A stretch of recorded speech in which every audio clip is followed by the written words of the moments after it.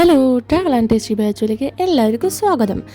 ഇന്നതാ നമ്മൾ ചക്കപ്പുഴുക്കാണ് ഉണ്ടാക്കാൻ പോകുന്നത്. അപ്പോൾ ചക്ക എടുത്ത് വെട്ടി തുടങ്ങിയ അമ്മ.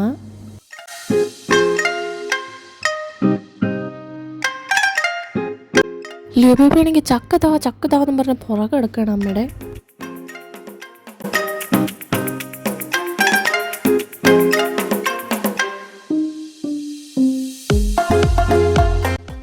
അപ്പം അമ്മ ചക്കയൊക്കെ വെട്ടി മുറത്തിലേക്ക് ചുളയിട്ട് തുടങ്ങി.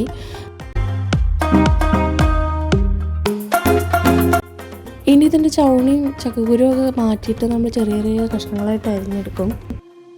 അപ്പോൾ ചക്കൊരിക്കലൊക്കെ കഴിഞ്ഞു. അപ്പോൾ അതിൽ 2 പട്ടികൾ കൊണ്ടിട്ട് ലിയോബേബി അതിനെ നോക്കിക്കൊണ്ടിരിക്കുകയാണ്. അരിഞ്ഞ ചക്ക കഴുകിയെടുത്തത് കുക്കറിലേക്ക് ഇടുവാണ്. ഉപ്പും മഞ്ഞൾപ്പൊടിയും ഇത്തിരി മുളക് പൊടിയും പകുതി വെള്ളം ഒഴിച്ചിട്ട് ഇതിനൊരു പകുതി വെള്ളം ഒഴിച്ചിട്ട് നമ്മളിത് അടുപ്പത്ത് വെച്ചേക്കുവാണേ. ഇളക്കാനൊന്നും നോക്കിയിരിക്കണില്ല. നമ്മളിപ്പോൾ തന്നെ കുക്കർ അടയ്ക്കുകയാണ്. കുക്കറിൽ ചക്ക അടുപ്പത്ത് കയറിയിട്ടുണ്ട്. നമുക്ക് ഒരു 3-4 വിസിലടുപ്പിക്കാം.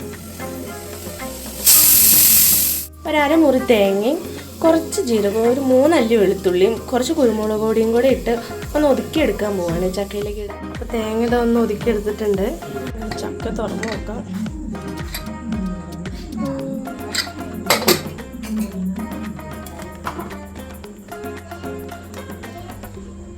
നമ്മുടെ പണി മുഴുവൻ ഇവനാണ്.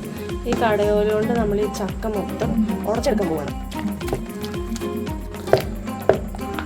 ഉടഞ്ഞിട്ടിട്ടുണ്ട്.